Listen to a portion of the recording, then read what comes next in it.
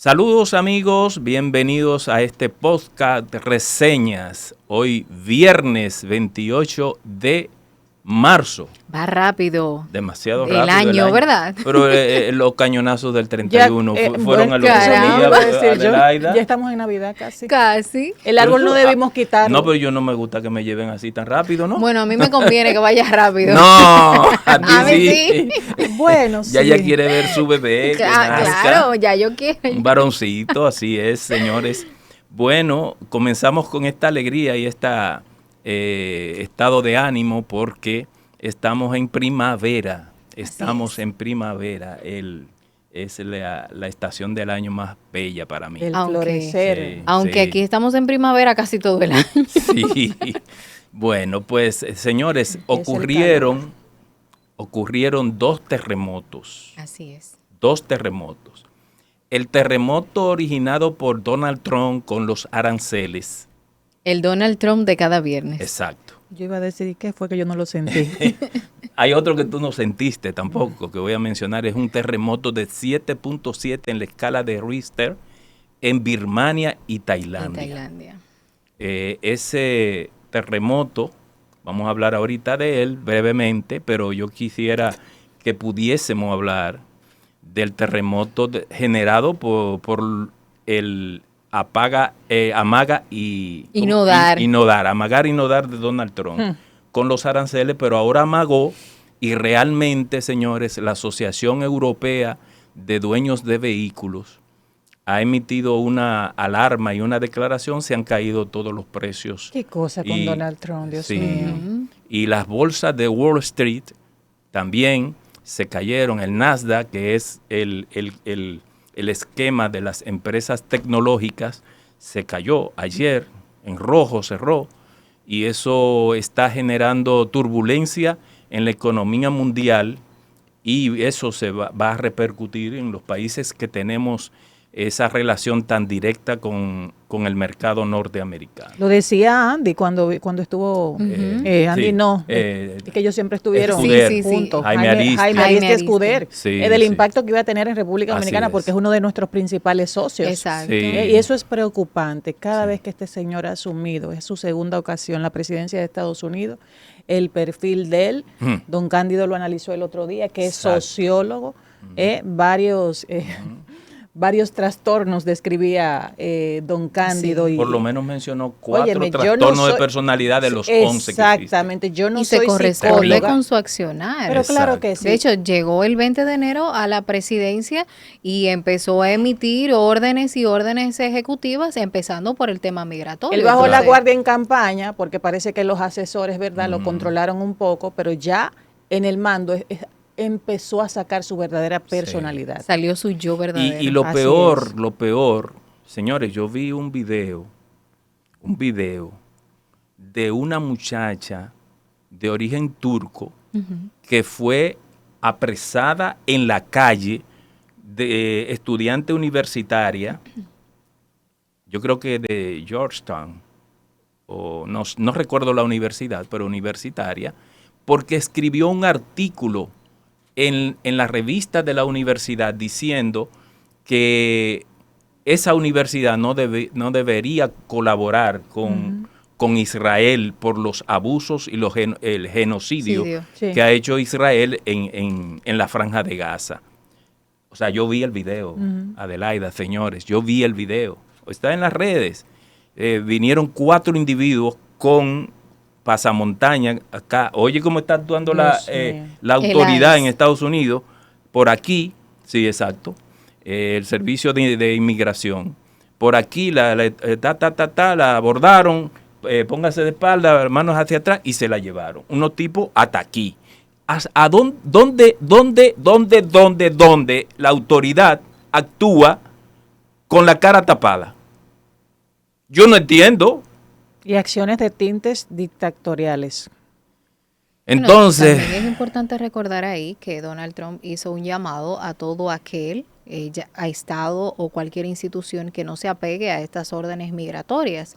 Quizás también tiene mucho que ver, claro, no estamos justificando lo intransigente del accionar. Sin embargo, él sí públicamente dijo que todo aquel que no esté de acuerdo con estas medidas migratorias, pues no va a recibir fondos del Estado. Y otro testimonio de una muchacha que lo acabo de ver en la madrugada, que dice con residencia que la detuvieron y la hicieron firmar un documento, ella renunciando de manera voluntaria, espontánea a la residencia de Estados Unidos. Qué barbaridad. Pero eso es una Dios locura. mío. ¿Entiendo? O sea, yo estoy de acuerdo con que Estados Unidos saca todo el indocumentado que esté allá. El que esté de forma Porque irregular. yo estoy de acuerdo aquí que sacan a todos los indocumentados. Totalmente. Exacto. No puedo ser incoherente. Ahora, es la forma. Es etiquetar, por ejemplo, a la jefa del fentanilo, que la utilizaron con mofa, la Sí. Casa Blanca, en el portal de la Casa Blanca. O sea, tú tienes que, desde el portal de la Casa Blanca, que es la presidencia de los Estados Unidos, ponerle una etiqueta a una persona, independientemente de que sea delincuente. No, Eso no se corresponde. eso no es posible. No. No, digo, es posible, ya lo hizo Lo hemos Trump. visto. Pero no está bien. No, claro que no. Lean eso, como señores. Bueno, pasemos entonces al otro terremoto, que fue el de Birmania y Tailandia, de 7.7 en la escala de Y Richter. recorrió 10 kilómetros. Bueno, Se sintió. de profundidad en Exacto. el epicentro, 10 kilómetros. Imagínense desde el Parque Independencia aquí en Santo Domingo hasta más allá del 9 de la autopista Duarte. Esa es la profundidad Eso es peligroso. del epicentro. Ujú. En Tailandia derribó un edificio grandísimo, hay unos videos ahí, y si usted cruza, recordando, usted cruza el Golfo, hacia ese Golfo que está ahí Birmania, está Tailandia, está Laos, Vietnam, en el sudeste asiático. Si usted cruza ese Golfo, ahí está la India, está también donde está la cordillera más grande del mundo, donde está el desierto, el pico Everest. Ahí hubo recientemente otro terremoto y ahí se producen terremotos muy continuos debido a la situación de una falla geológica grande que hay ahí.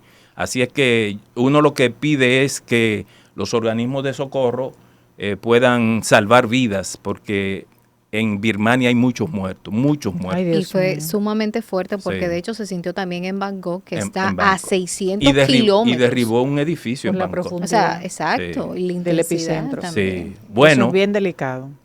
terminados estos dos temas que consideramos importantes mencionarlos, vamos a pasar a la entrevista central, señores. Vamos a ver cómo anda el país y el mundo en términos de salud mental. Para hablar de ese tema tenemos que traer a una profesional muy calificada, Abril Arias Taveras, que es presidenta de la Asociación Dominicana de Profesionales de la Psicología. Ella había sido también presidenta del Colegio de Psicólogos. Así es que después de la pausa venimos con Abril Arias Taveras. Así es que vamos a la pausa. Si de algo saben las abejas, es de flores. Hay de todo tipo y para todos los momentos. Lo importante no es solo su color, tamaño o forma, sino lo que hace sentir cada una. Y para esos sentimientos trabajan. Igual que el Banco Central, que trabaja para hacer florecer la economía y que sientas estabilidad. Para ese sentimiento de crecimiento y desarrollo. Para que la primavera llegue a todos los sectores y los planes de muchos den grandes frutos. Banco Central de la República Dominicana, trabajando por una estabilidad que se siente. Y ahora, el bateador se prepara con 2 outs.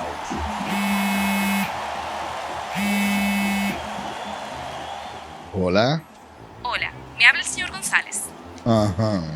Le llamamos porque usted es un cliente preferencial y queremos ofrecerle nuestra tarjeta Gol, la cual tiene infinitos beneficios, entre ellos descuentos en supermercados, salones de belleza, farmacias y acumula puntos para viajes al extranjero, incluso a la luna. Hay mejores formas de evitar llamadas no deseadas. A través de la aplicación de ProUsuario, ahora puedes solicitar que te excluyan de los listados de marketing de las entidades financieras. Descarga la app en Google Play y App Store. Solo tiene que indicarme dónde le enviamos el plástico de su tarjeta. No me diga. RANUR, consultores en comunicación estratégica y tecnologías. Es una empresa dedicada a la asesoría de organizaciones privadas, públicas y de personas, con fuertes fundamentos en las nuevas tecnologías de la información y la comunicación. Su CEO, el periodista y consultor Rafael Núñez, acumula una vasta experiencia en el periodismo y la comunicación. RANUR es una agencia en capacidad de construir, mejorar y perfilar una imagen robusta a sus relacionados. Los partidos políticos y las instituciones de carácter público están obligados a cambiar las viejas formas de llegar a sus públicos. RANUR es una empresa con 12 años en el mercado, laborando con integridad y transparencia en los ámbitos del periodismo, la comunicación gubernamental, las relaciones públicas, el posicionamiento reputacional digital, la ingeniería social y la gestión de crisis. Para construir una reputación sólida en el ecosistema digital o en los medios tradicionales, RANUR te acompaña por el camino correcto.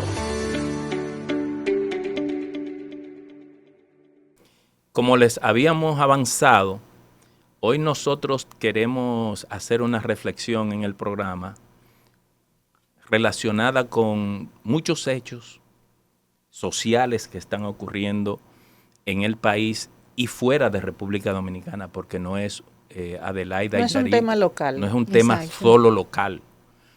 Hay demasiada agresividad en la sociedad dominicana, que se puede, uno lo ve en la calle cuando uno está manejando, que lo ve en el hogar, lo ve en instituciones públicas y en instituciones privadas. Por eso hemos querido hoy traer a Abril Arias Taveras, que es la presidenta de la Asociación de Profesionales de la Psicología. Bienvenida al programa Reseñas. Bienvenida. Muchísimas gracias. Bienvenida. Gracias, Rafael, Adelaida, Yarit. Gracias por esta invitación. Efectivamente, cuando tú haces la introducción, habla del nivel de violencia que estamos experimentando nosotros como sociedad.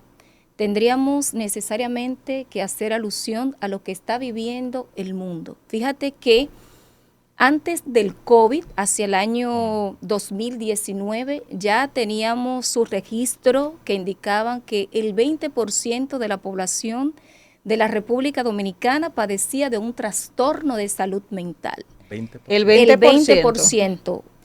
Pasado el COVID, esta cantidad se ha exacerbado, porque cabe destacar que el tema de la violación a los derechos humanos, a los derechos fundamentales, y el tema de la escasa educación, así como también esta psicoeducación que le hace falta a nuestra nación, son factores que van aumentando el tema de la violencia.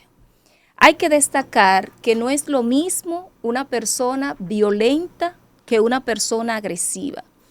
Nosotros podríamos decir que como especie somos agresivos por naturaleza. Instinto.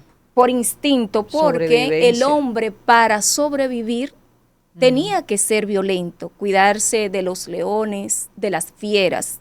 Y esto, por supuesto, ha quedado en nuestro ADN. Sin embargo, el tema de la violencia es aprendido. ¿Dónde aprendemos nosotros la violencia? Pues justamente en el hogar, en la escuela, en el espectro o en la esfera social, en el contexto. La persona en sí comporta una estructura tridimensional, una estructura que está dada por la dimensión de creencias, pensamientos, lo que tú sientes, cómo lo percibes. hay una estructura que se forma a partir de lo contextual. Es decir, cuando nosotros hablamos de personalidad, estamos diciendo que la personalidad tiene dos elementos fundamentales. El temperamento, que viene heredado de nuestros padres, abuelos, ancestros, y el carácter, que viene, ¿verdad?, como consecuencia de nuestra interacción con el contexto. De ahí que la sociedad permea nuestra conducta. Hay un elemento que es la libertad personal y cómo nosotros damos mayor fuerza a esta libertad personal a través de la educación. Cuando nosotros como ciudadanos, como personas, no tenemos una educación integral que no solamente permee los aspectos intelectuales, sino también los aspectos emocionales, psicológicos, nosotros vamos a tener individuos fragmentados, disfuncionales, y por eso cuando hablábamos que la violencia se percibe que es más frecuente en los estratos económicos bajos, no es cierto, porque tenemos empresarios, tenemos grandes políticos, tenemos grandes tomadores de decisiones con las mismas conductas violentas. No tiene que ver el extracto social. Por supuesto, decía San Agustín que la educación constituye una segunda naturaleza. Y en la medida en que tú te educas, que tú te formas, que tú te haces consciente, tú vas a aumentar tu nivel ético. Y te vas moldeando también. Y te va moldeando. Entonces, el individuo ético es aquel que piensa en el otro, pero para tú ser ético, tú primero tienes que hacerte consciente de que tú eres persona. Exacto. En la medida en que tú te reconoces como ser humano, como persona, que tienes unos derechos, que tienes unos deberes, que eres capaz de amar porque has sido amada o amado porque te sientes amado, entonces tú comienzas a ver al otro con respeto, comienza a ver a la otra persona desde una dimensión de ser humano. Y por eso tú ves que tenemos personas en el campo que no han pasado nunca por la escuela, sin embargo comportan un respeto hacia el otro, hacia los otros, los animales, hacia la naturaleza. Y esta violencia que nosotros estamos experimentando como sociedad, a veces decimos es una violencia hacia la mujer, pero no, es una violencia generalizada, porque tú quieres más violencia que aquel que depreda los ríos, que talla los árboles, que lo depreda para dejar a la naturaleza despojada de sus funciones. A sabienda de las consecuencias. A sabienda de las consecuencias. Entonces es una persona violenta con la naturaleza. Pero tenemos también individuos violentos dentro del marco de las instituciones, tanto públicas como antes de que privadas. Usted se vaya a esa partecita del sector, ¿verdad? Público, porque yo no había intervenido porque está muy interesante lo que usted está contando y edifica mucho. Hasta desde la diferencia de ser agresivo y violento, que son dos cosas distintas. Y ciertamente la agresividad, y nosotros lo hemos vivido, es para uno sobrevivir y uno lo ha aprendido y está intrínsecamente ahí adherido a uno por naturaleza. Pero en la parte que usted decía, que mucha gente percibe, y hasta yo misma lo he percibido y lo creía así, que en los estratos sociales más pobres había más violencia. Sucede que en los estratos donde hay más niveles, no solo de dinero, poder, educación, también hay una violencia delicada y que muchas veces no se ve. Y Yarida hablaba de un caso, cuando estábamos tras bastidores, antes de empezar, de una empresaria. Y hay un caso reciente de una señora que salió, una violencia económica desde el poder a veces hasta duele más porque está oculta, callada. Y termina ahí, antes de entrar a la otra parte, que le decía, una violencia general. ¿Cómo ha evolucionado eso? Y si la tecnología ha influido en esta violencia, a que salga o a que muestre lo que realmente estuvo ahí. Por supuesto que sí. Haciendo alusión a lo que acabo de decir, fíjate que el ser humano es integral. Nosotros no somos un pedacito de aquí, un pedacito de allá. Cuando el ser humano actúa es porque ya tiene concebida una creencia, ya tiene estructurado un pensamiento y ya ha fomentado un sentimiento hacia lo que fuese. Es decir, eso de que actúe sin darme cuenta, en cierto modo, por supuesto que sí, que desde la neurociencia nosotros podemos experimentar una emoción que es una respuesta fisiológica instantánea que dura unos 120 segundos y que después se convierte en un pensamiento, pero fíjate, 120 segundos. Una persona que le rayan su auto, se pone extremadamente violento. Hasta vida se han perdido. Dice, bueno, pierde la cabeza, pero esa persona tuvo al menos 120 segundos para tomar el arma, para pensar lo que iba a hacer. Entonces ya esa violencia está aprendida.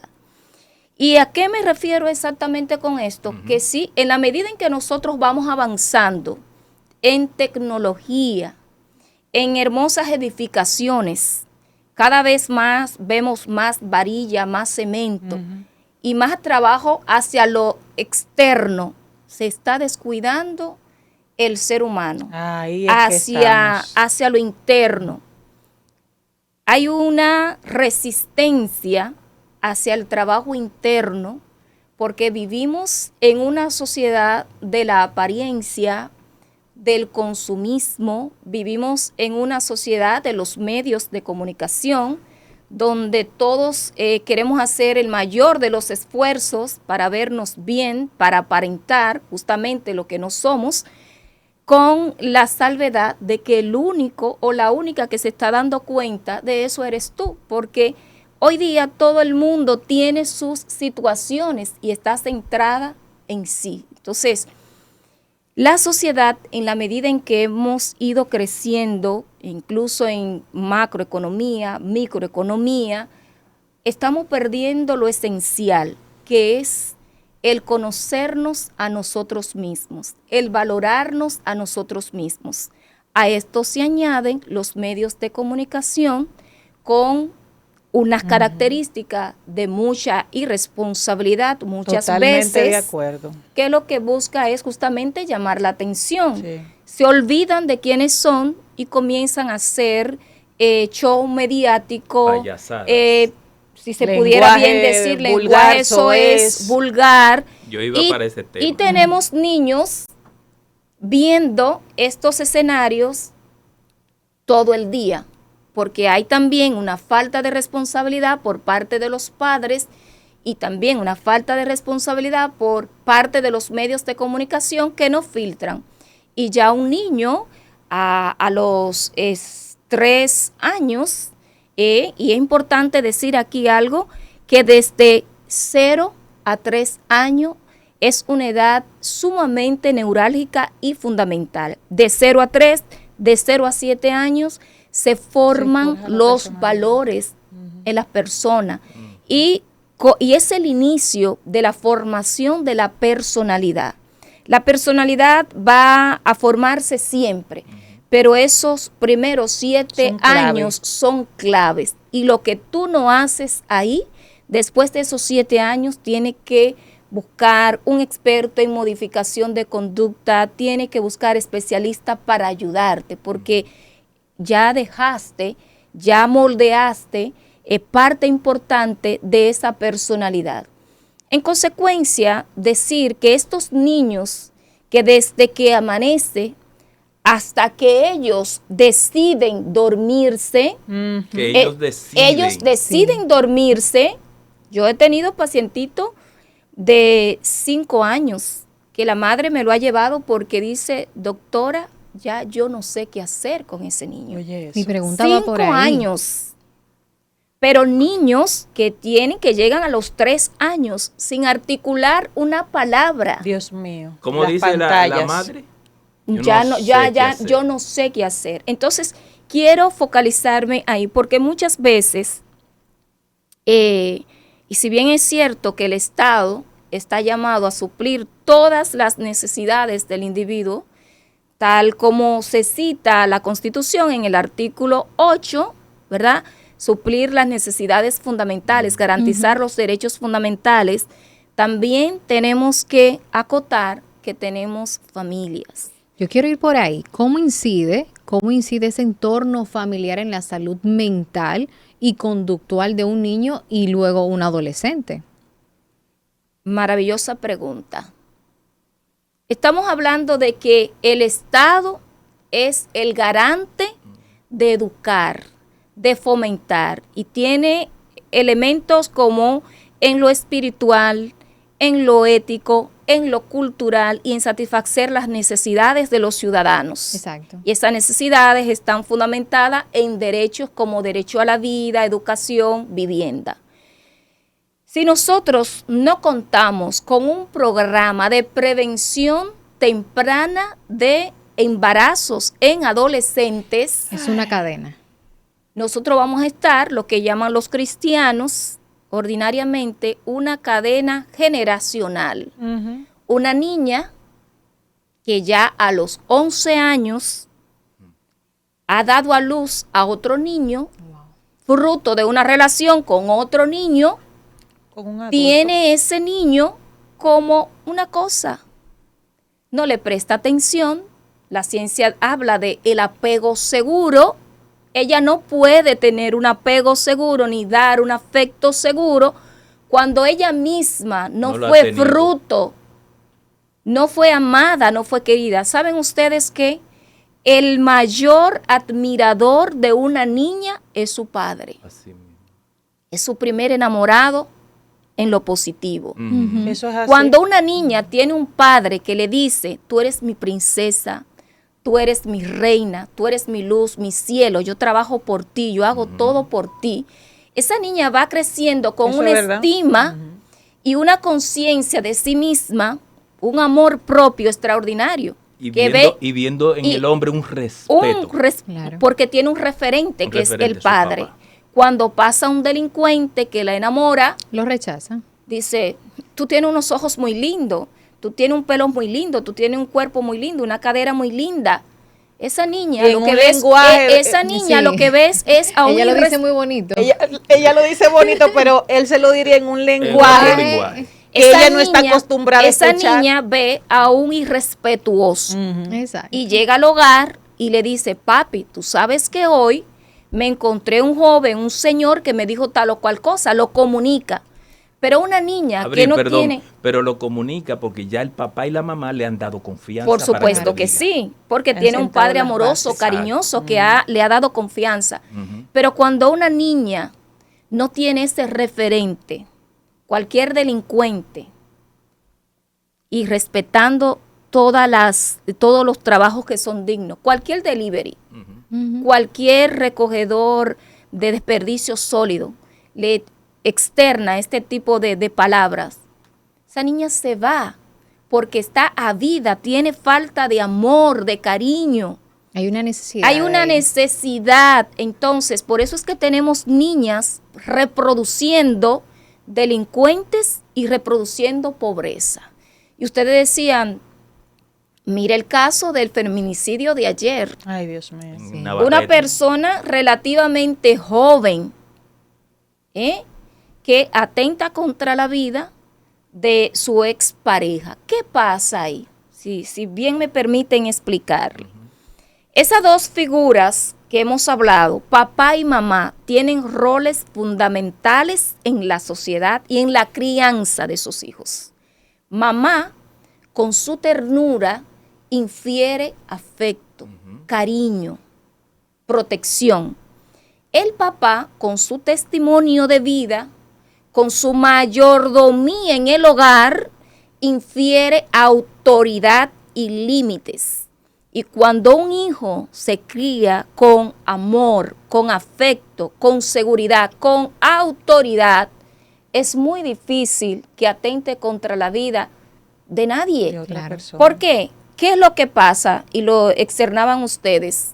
Cuando un hombre encuentra a una mujer, un hombre que ha sido ha tenido ausencia de amor, de cariño, de autoridad, de límite, de afecto, encuentra una mujer que le lava, que le plancha, que lo besa, que lo acaricia, que le cocina, que lo hace sentir bien, ese hombre se apropia de esa otra persona como si fuera una cosa, un objeto. Un objeto. Cuando esa mujer decide, no voy a estar contigo por las razones que fuesen, ese hombre comienza a experimentar que sentimientos encontrados, rabia, enojo, se siente vulnerado, se siente traicionado, y lo que va es a atentar contra la vida de esa dama, de esa mujer, porque se me está yendo.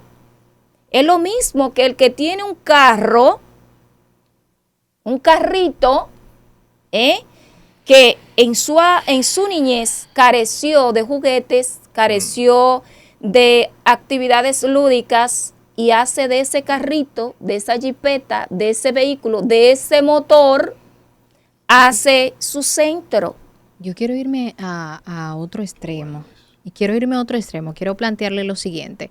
Hace poco hablábamos aquí en el programa del caso de un joven que mintió a sus padres que se iba a graduar.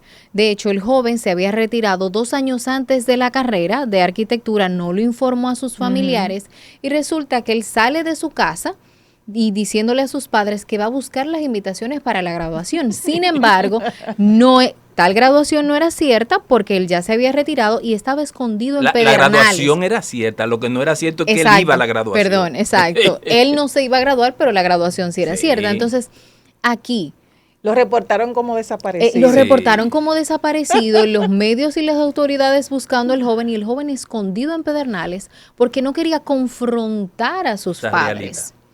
¿Cómo podemos analizar eso? Exacto. Por supuesto que sí. Fíjense, en la salud mental, dice la OMS, Organización Mundial de la Salud, que es el estado de bienestar, donde la persona puede ordinariamente, diariamente, enfrentar el estrés y tiene unas esferas muy importantes. Es en lo familiar, en lo laboral, en lo social y en lo comunitario. Es decir, que para que una persona esté sana mentalmente, necesita saber manejar el estrés y estar equilibrada en esas esferas. Yo te pregunto, ¿qué estaba haciendo mamá y papá? Exacto. Una buena pregunta. Con ese joven, con ese adolescente que se supone pagaba la universidad, ¿de dónde él extraía dinero? ¿Dónde estaba? ¿Qué falló ahí? Supervisión. Por supuesto. El niño no se hace solo. Y es importante decir algo. Todos mentimos. Claro. ¿Y por qué nosotros mentimos? Para evadir. Mentimos para evitar el dolor. Para cuidar los afectos. Por esto, cuando a un niño a temprana edad, como dicen en mi campo, tú lo apotemas a golpe, porque te dijo una pequeña mentira, ese niño, esa niña va a mentir toda la vida, porque eso va a estar en su psique, en su memoria. Cada vez que yo quería decir la verdad, me daban una pela, una paliza, me hablaban mal. Entonces, aprendo a mentir. Y ahí es que está el cuidado, tener la familia como la mayor empresa, como la mejor empresa, donde papá y mamá sacan un tiempo diario para hablar con sus hijos. Tú vas a esperar una criatura. Es importante que sepa que esa criatura, si tú no la educas, la va a educar el contexto y los medios. Entonces a veces queremos pedir maravilla, queremos pedir un individuo sano, pero no cuando nosotros no nos hemos dedicado a ello. Para ello vuelvo otra vez al Estado como el garante. Si la familia no hace su trabajo, ¿quién está llamado a hacerlo? El Estado. Porque nosotros le pedimos tener una familia funcional, pero la verdad es que nosotros no hicimos nada para tener una familia funcional. Solo para decirte, hoy día nosotros tenemos 56,000 psicólogos graduados en el país y una cantidad similar estudiando. Tenemos 200 psiquiatras y cuando vamos a todos los foros, cuando hablamos de atención primaria, de la salud mental, es el mismo tema. Queremos una República Dominicana sana y la podemos tener, pero ¿cómo? Creando políticas públicas que tomen en cuenta la comunidad, que tomen en cuenta el barrio, que tomen en cuenta las familias como la columna de la sociedad. Hay muchos estigmas también con el tema de acudir por ayuda psicológica y psiquiátrica también. Pero vuelvo y digo, ¿quién es el que debe hacer la campaña? El Estado. Es el Estado. Es como el Estado es la madre y el padre de la sociedad. Y si el padre y la madre dejan desamparado a la sociedad desamparada, vamos a tener, porque el Estado es circular, es un sistema. Un breve ahí que usted enfatiza algo que es tan importante. Yo casi no he hecho preguntas porque usted explica también. Sí, porque no se queda centrado escuchando. Y me llega tanto el mensaje y me satisface además. Usted habla del Estado y yo me voy a retrotraer a mi juventud. Y yo estaba en mi juventud en clubes deportivos y culturales, pasé a las comunidades eclesiales de base de la Iglesia Católica y yo le decía a un obispo, amigo mío, padre, antes cuando yo era joven, la iglesia como que tenía más el tema de la familia en sus manos, la familia. Yo recuerdo eso como ahora. O sea, había una política de la Iglesia Católica, por solo mencionar la Iglesia Católica, deliberada a orientar sobre la familia y la importancia de la familia. Y la traigo a la Iglesia porque es parte del Estado, de la sociedad civil. Pero también, ahorita quiero que abordemos el tema del Código de Menor con una situación que hay con el Código del Menor. Entonces yo no veo la Iglesia como que siento yo, no sé si soy yo que lo estoy viendo mal, que ha abandonado el tema de la familia, que es donde está el núcleo fundamental de la sociedad. Pero ahí está el gobierno. El gobierno tiene que tener una campaña permanente de estos temas que nosotros estamos analizando. Nunca la ha tenido. No. Nunca la ha tenido, porque quizás eso no es prioridad para los gobiernos. Entonces yo quiero que usted me reflexione sobre esa situación. Mira, entre los años 70 y 80, la Iglesia estuvo haciendo sendo trabajo a favor de la protección de la familia. Pero lo que yo creo que nosotros vamos con el tiempo desgastándonos, vamos entrando también en la ola y vamos perdiendo la visión y vamos dejando de jugar los roles que nos competen. ¿Por qué? Porque tal vez desviamos la misión, la naturaleza de nuestra misión hacia otros temas. Indiscutiblemente, yo vengo de una formación también católica, estudié con sacerdotes, con los jesuitas, con los salesianos, ¿verdad? Muy buena educación. Y con las monjas del Perpetuo Socorro salesiana además. Tengo una base de formación, unos valores cristianos. Y yo cuido mi familia en base a esos valores. Y yo pertenezco a comunidades de pareja de mi parroquia. Pertenezco al movimiento Kairos de la parroquia San José de Calazán. Pero estoy totalmente de acuerdo contigo. La iglesia tiene también que irse a los barrios. Tiene que visitar la familia. Tiene que repensar esa misión, pero no solamente la iglesia. Yo te voy a poner un ejemplo. Perdón, porque mire, por ejemplo, cuando tú vas a un colegio que tiene esa característica, y en el que yo estudié también, aunque no tenían hábito, eran monjas sin hábito, las que me educaron a mí, y tengo esos valores. El ser humano debe temerle a algo. Cuando tú tienes los valores cristianos, tú le temes a hacer lo que no tiene que hacer. Entonces, por lo menos de las iglesias, y no hablo de la católica, la cristiana protestante también, enseñan valores y el ser humano se limita por temor a. La moral. Por temor a. O sea, pero ahora yo veo personas que la mayoría de las personas que ni creen en iglesia, ni creen en esta, ni creen en el otro, ni creen en el Papa, ni creen en el presidente, no creen en nadie. No creen en nada. Pero fíjate, en eso también todos tenemos que hacer mea culpa. Por ejemplo, nosotros que somos docentes de varias universidades, en nuestras cátedras también tenemos que inferir valores, porque los valores son transversales. Y aunque decimos muchas veces los valores cristianos, pero recuerden que antes de los valores cristianos están los valores humanos. Tú puedes ser un ateo y tú guardar un respeto hacia todo lo que existe, hacia el cosmos, hacia la creación, hacia el otro. Y de mi parte, que muchas tengo veces pacientes, hasta más que algunos que tengo pacientes que son ateos y a cultos. Tengo pacientes que son ateos y son extremadamente respetuosos. Exactamente. Entonces, quizá ni de religión se trata, es de inferir valores humanos, el respeto por los demás.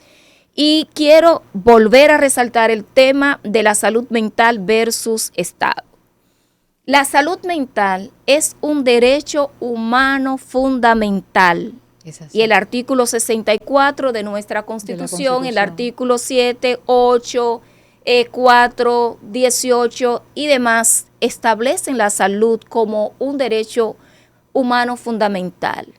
¿Qué ha pasado con la salud mental? Fíjate que el presupuesto a salud general es de 3.3 del Producto Interno Bruto.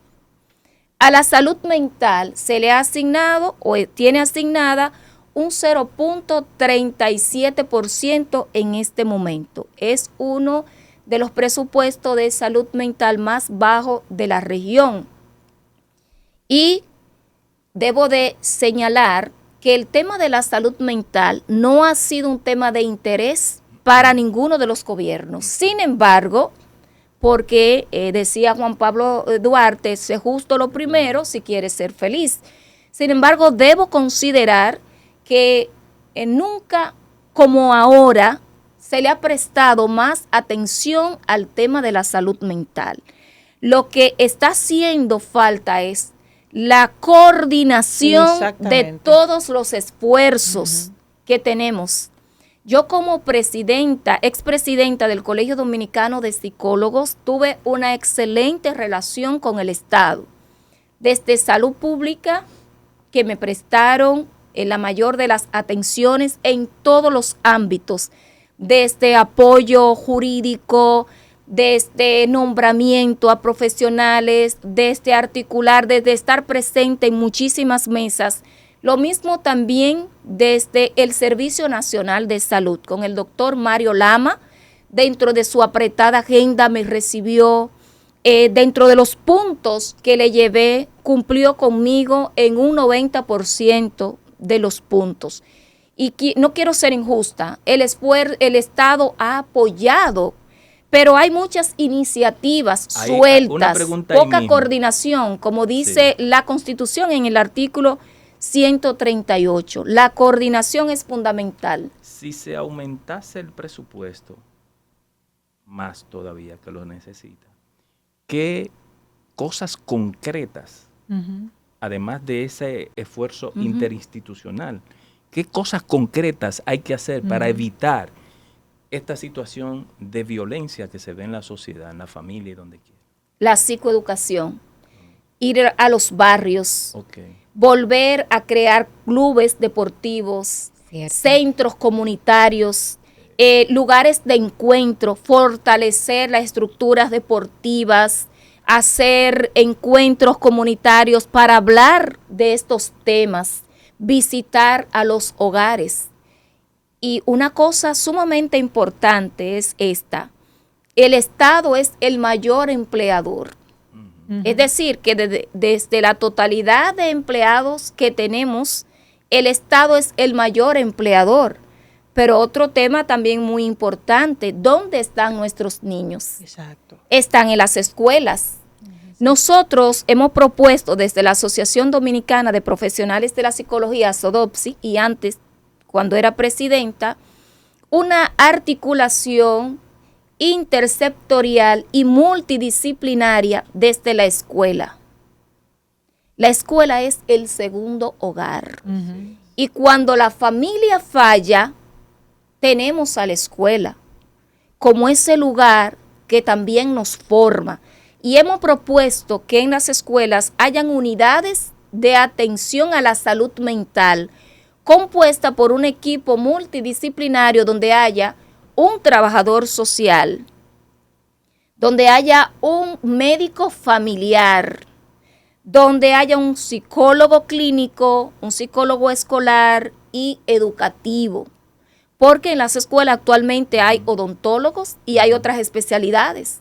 ¿Por qué no crear esa unidad que desde que el niño presente una conducta disfuncional, ahí está el psicólogo atendiendo a la conducta?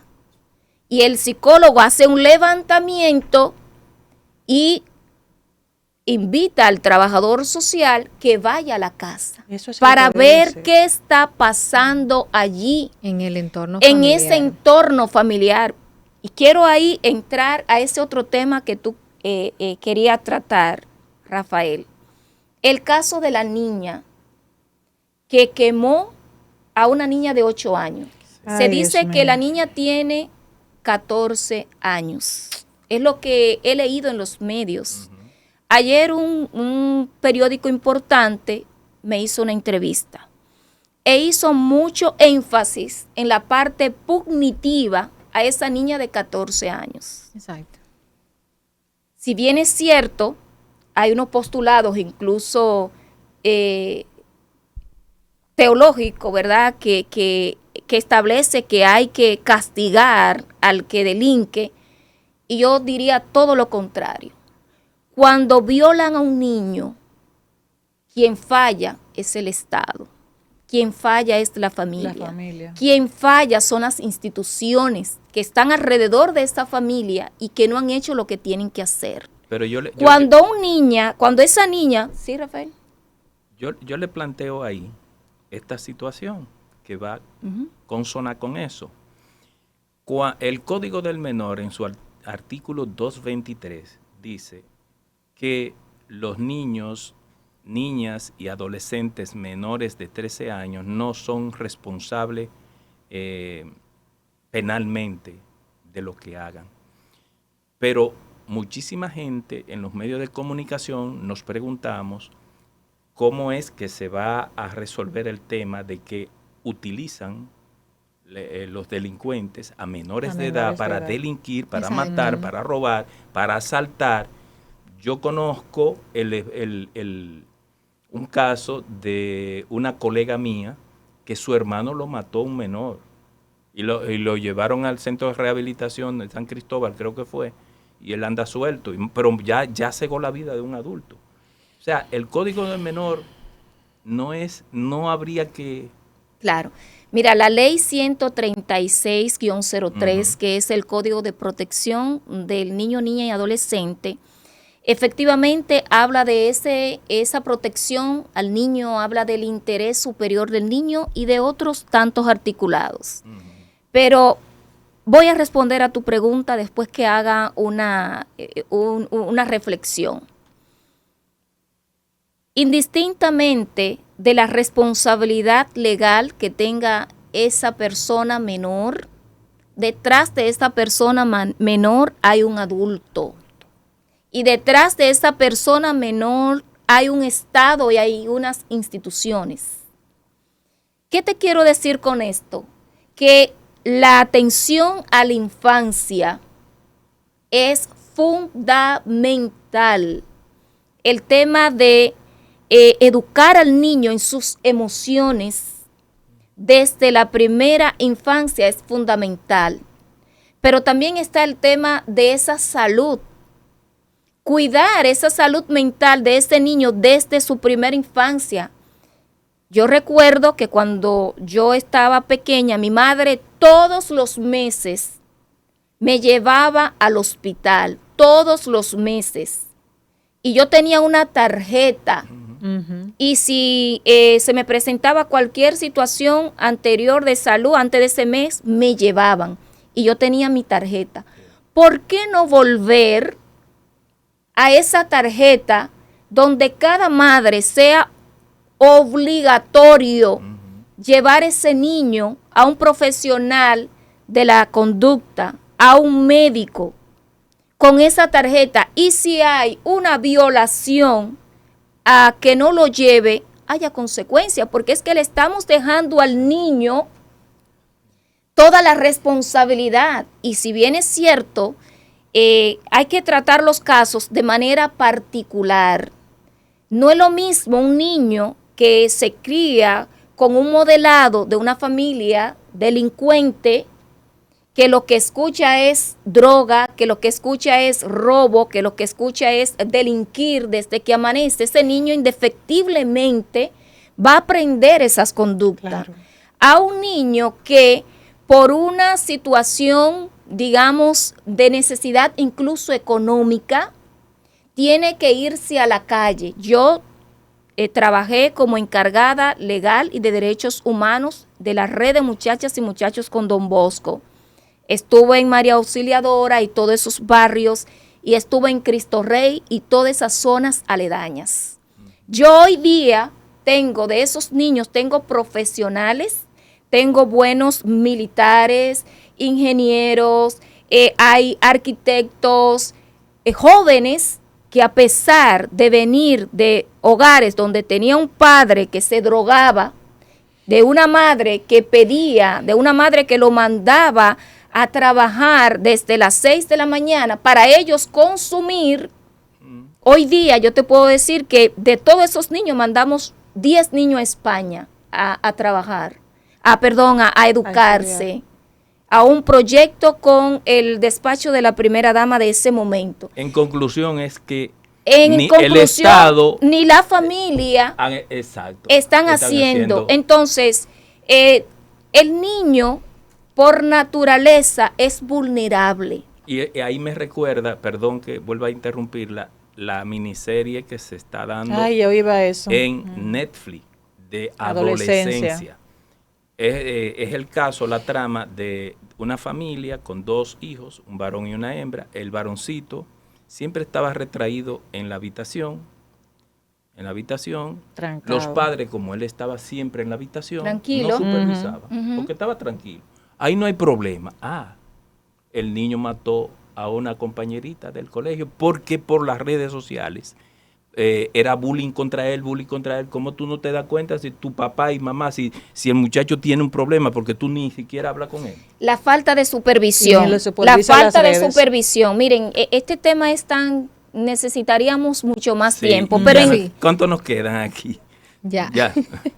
Bueno, wow. Qué pena. Pero 3 minutos para decirle a las madres, a los padres, que su empresa más importante es la familia, que la supervisión, el cuidado a sus hijos es lo más importante. Tú puedes alcanzar mucho prestigio, tú puedes ser una gran profesional, ser una mujer reconocida, pero qué pena cuando tu hijo o tu hija comete un acto ilícito porque te volcaste hacia afuera y olvidaste lo central. En las redes sociales hay que supervisar a los niños, desde que amanece, porque a veces hasta en el baño bañándose para ir a las escuelas están viendo redes sociales. Así es. Los padres ir al colegio y a las escuelas, preguntar, que eso tampoco se está haciendo, preocuparse más por sus hijos que por lo externo. Y al Estado volver a recordarle que volvamos a lo que hacíamos antes, que la familia todos los meses sea obligatorio llevar ese niño, esa niña, ese adolescente a supervisar de manera integral, a una supervisión integral, el psicólogo, el pediatra, que el nutriciólogo, nutricionista, que los revise, porque hay dos cosas importantes para una buena salud mental. El sueño, Ay, sí. que también te decía que hay niños que se duermen cuando quieren. El Con sueño una tablet o el comporta celular el pegado en la 60%. La nutrición es fundamental para tener una salud mental, buena salud mental, y está el ejercicio. Es fundamental. Si tanto los adultos como los padres en esa supervisión atienden a esos tres elementos, vamos a tener niños y vamos a tener una sociedad más sana. Doctora, yo de verdad una gran satisfacción el haberla traído, porque nos ha dado una lección de cátedra de qué es lo que está pasando en esta sociedad. Y agradecemos mucho todas estas enseñanzas que usted nos ha traído. La vamos a tener en la lista para otras visitas. Con mucho gusto. Porque de verdad necesitamos en los medios este contenido. Así es. Antes que aquel que quiere hacer view y tener resonancia a través de malas palabras, y se está dejando. Y de contenido basura que no edifica. Así es. Pero cada quien con lo suyo, ¿verdad? Así es. Recordarle a nuestra audiencia que nuestro contenido está disponible a través de la plataforma del Nuevo Diario Podcast y también en nuestro canal de YouTube Reseñas TV. Active la campanita, comente, dele like y comparta. Bueno, Yarit, gracias a nuestra invitada. Se quedaron muchas cosas porque son unos temas que a uno le tocan mucho, sobre todo en un mundo en donde los padres están dejando que los niños se críen con pantallas, y ahí está el problema, con una falta de supervisión. A mí me duele mucho porque estoy siempre encima de mis hermanas, con mis sobrinos, con el entorno, un muchacho pegado de una jodida pantalla hasta la quimbamba, hasta en una edad que no deben tener pantallas. Que tú no estás controlando qué es lo que está viendo. La sociedad francesa de pediatría hace muchos años decía que los niños deben asumir pantalla después de los 5 años. Y hoy habla después de los 10. Así es. Porque las pantallas psicotizan. Exacto. Sí. Muchas gracias a ustedes por estar como siempre con este espacio, Rafael, Reseñas, el podcast. Escuchen este contenido, reescúchenlo de nuevo, porque de verdad que ha sido muy edificante en un momento en que se necesita muchísimo. Feliz resto del fin de semana, pórtense bien. Pórtense bien. Porque si se van a portar mal, deben asumir las consecuencias, principalmente con el DICRIN. Gracias.